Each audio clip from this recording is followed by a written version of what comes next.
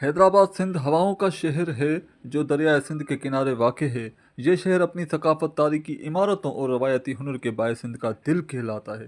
تاریخ: حیدرآباد کی بنیاد 18ویں صدی میں میاں غلام شاہ کلوڑوں نے رکھی۔ اس کا پرانا نام نیرون کوٹ تھا۔ بعد میں اس شہر کا نام حضرت علی کے لقب حیدر پر رکھا گیا۔ یہاں کلوڑوں اور تالپور دور کی یادگاریں آج بھی اپنی شان کے ساتھ موجود ہیں۔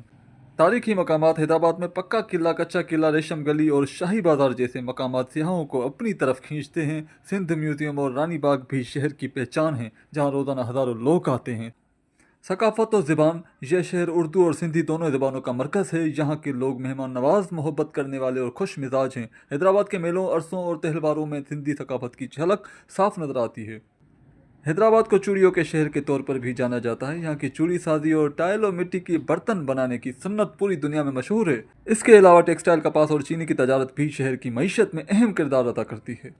یہ شہر سندھ کی تعلیمی مراکز میں اہم مقام رکھتا ہے۔ Sindh University Jamshoro, Mehran University of Engineering and Technology اور Liaquat Medical of Medical and Health Sciences یہاں کے مشہور تعلیمی ادارے ہیں۔ خوراک و ذائقہ: حیدرآباد کی ربڑی، حلوہ اور بمبے بیکری کے کیک پاکستان بھر میں مشہور ہیں۔ آج کا حیدرآباد جدید سہولتوں سے آراستہ ایک خوبصورت شہر ہے، جہاں کے قدیم اور ورثہ جدید ترقی دونوں کا حسین امتزاج نظر آتا ہے۔